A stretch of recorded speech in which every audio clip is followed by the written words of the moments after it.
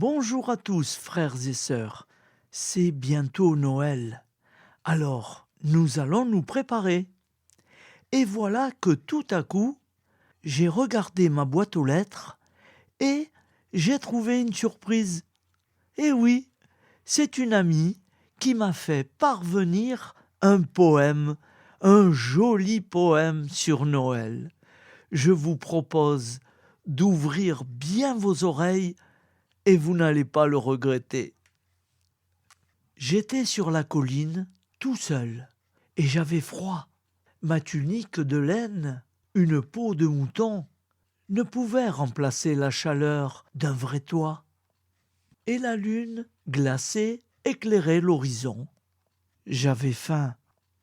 Si seul sur ces hauteurs perdues, je veillais sur mes bêtes, ne dormant que d'un œil.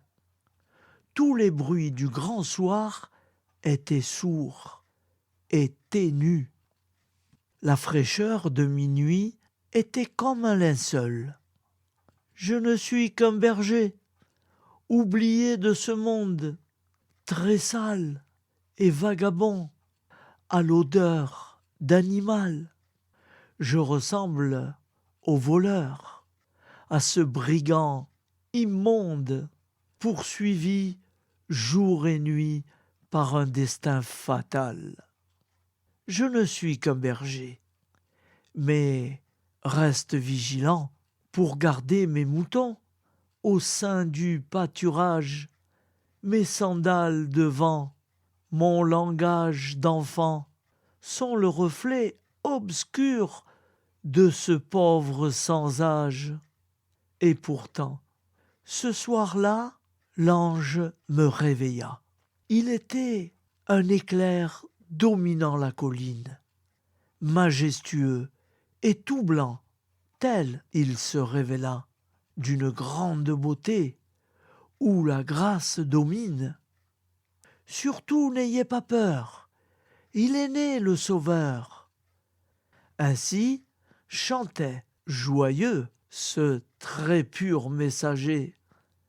La cité de David nous dévoile son cœur en accueillant de nuit un enfant étranger. Venez, chers oubliés, acclamez le Messie, apportez vos présents faits d'amour et de chants. Venez, tous les maudits, les gueux et les petits, reconnaître ce Dieu fait de chair et de sang.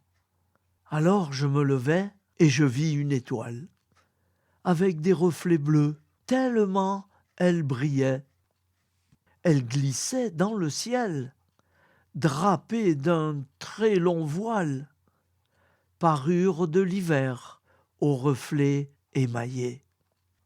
Et je marchais longtemps en suivant sa lumière. J'oubliais dans la nuit la morsure du froid, l'allégresse portée bien loin de ma misère, mes membres engourdis s'élançant vers le roi. Et soudain, je les vis, tous les autres bergers, surgir de nulle part, dans les prés, sans chemin. Ma fatigue s'enfuit, mon fardeau fut léger, car l'ange de la nuit m'avait pris par la main.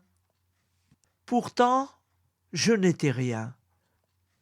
Quand j'entrai dans l'étable et quand je vis l'enfant dans la paille couché, je contemplais sans fin ce bébé vulnérable et sa mère, éblouie, le couvrant de baisers. Je remercie du fond du cœur cet ami